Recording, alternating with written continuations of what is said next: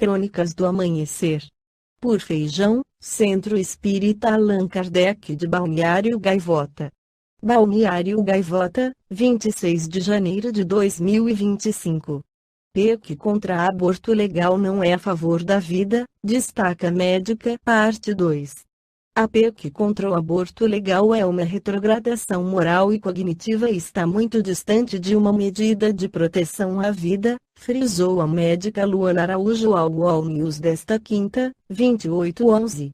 A proposta de emenda à Constituição proíbe a interrupção da gestação mesmo em situações previstas por lei, como estupro, anencefalia ou risco de vida à mãe e foi aprovada na quarta-feira, 27, pela CCJ, Comissão de Constituição e Justiça, da Câmara. Essa medida é de uma hipocrisia e de uma demonstração da nossa capacidade de retrogradação moral e cognitiva, porque está muito distante de ser uma medida a favor da vida. A gente está aqui discutindo casos em que as mulheres teriam condições de fazer aborto legal. Não se está nem mais discutindo a ampliação desse direito, mas o estabelecimento e a manutenção de direitos estabelecidos por lei há mais de 80 anos. Essa PEC visa fazer com que uma mulher que corre risco de vida morra em nome dessa gestação. Então, não pode ser a favor da vida. Uma mulher vítima de violência sexual vai ser obrigada a manter essa situação até que a criança nasça. E o que vai ser feito dessa criança? Existe a questão da anencefalia, não tem a menor lógica ser a favor da vida. Luana Araújo, médica paramédica, a aprovação da PEC é hipócrita, já que, enquanto obriga mulheres a manterem uma gestação, proíbe a fertilização in vitro. A ideia de que a PEC é protetora da família e da vida vai muito contrária à resolução final dessa PEC, porque ela também impede a fertilização in vitro. Então, se ela impede a fertilização in vitro, aquela mulher que quer ser mãe, aquele casal que quer formar uma família está impedido de fazer isso.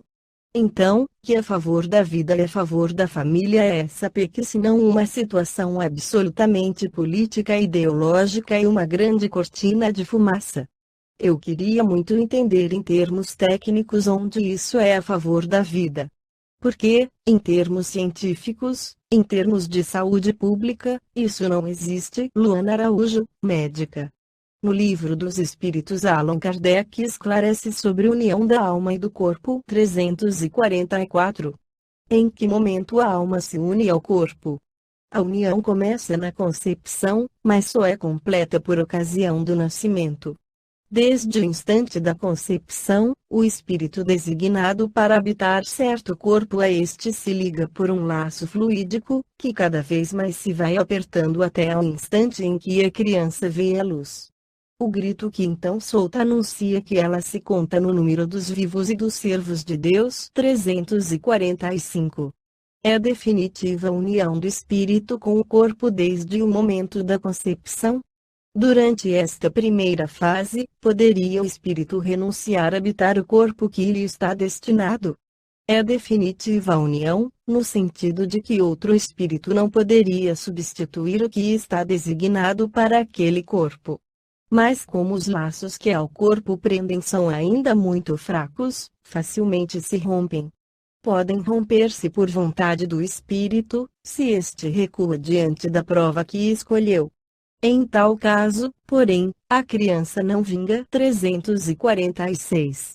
Que faz o espírito se o corpo que ele escolheu morre antes de se verificar o nascimento? Escolhe outro. Qual a utilidade dessas mortes prematuras? Dão-lhes causa, as mais das vezes, as imperfeições da matéria. 347. Que utilidade encontrará um espírito na sua encarnação em um corpo que morre poucos dias depois de nascido? O ser não tem então consciência plena da sua existência, a importância da morte é quase nenhuma.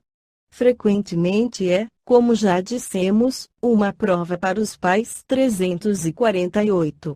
Sabe o espírito, previamente, que o corpo de sua escolha não tem probabilidade de viver? Sabe-o algumas vezes, Mas se nessa circunstância reside o motivo de sua escolha, isso significa que está fugindo à prova 349. Quando falha por qualquer causa a encarnação de um espírito, é ela suprida imediatamente por outra existência? Nem sempre ou imediatamente. Faz-se mister dar ao espírito tempo para proceder à nova escolha, a menos que a reencarnação imediata corresponda à anterior determinação 350. Uma vez unido ao corpo da criança e quando já lhe não é possível voltar atrás, sucede alguma vez deplorar o espírito a escolha que fez. Pergunta-se, como homem, se queixa da vida que tem? Se desejaria que outra fosse ela? Sim. Se arrepende da escolha que fez? Não, pois não sabe ter sido sua escolha. Depois de encarnado, não pode o espírito lastimar uma escolha de que não tem consciência. Pode, entretanto, achar pesada demais a carga e considerá-la superior às suas forças. É quando isso acontece que recorre ao suicídio 351. No intervalo que medeia da concepção ao nascimento goza o espírito de todas as suas faculdades. Mais ou menos, conforme o ponto desse intervalo em que se ache, porquanto ainda não está encarnado, mas apenas ligado. A partir do instante da concepção, começa o espírito a ser tomado de perturbação, que adverte de que lhe soou o momento de começar nova existência corpórea. Essa perturbação cresce de contínuo até o nascimento. Seu estado, nesse período, é quase idêntico ao de um espírito encarnado durante o sono. À medida que a hora do nascimento se aproxima, suas ideias se apagam, assim como a lembrança do passado, do qual deixa de ter consciência na condição de homem, logo que entra na vida. Essa lembrança, porém, lhe volta pouco a pouco ao retornar ao estado de espírito 352. Imediatamente ao nascer recobra o espírito a plenitude das suas faculdades. Não, elas se desenvolvem gradualmente com os órgãos. O espírito se acha numa existência nova, preciso é que aprenda a servir-se dos instrumentos de que dispõe. As ideias lhe voltam pouco a pouco, como é uma pessoa que desperta e se vê em situação diversa da que ocupava na véspera 353. Não sendo completa a união do espírito ao corpo, não estando definitivamente consumada, senão depois do nascimento, poder-se-á considerar o feto como dotado de alma? O espírito que o vai animar existe, de certo modo, fora dele. O feto não tem, pois, propriamente falando, uma alma, visto que a encarnação está apenas em via de operar-se.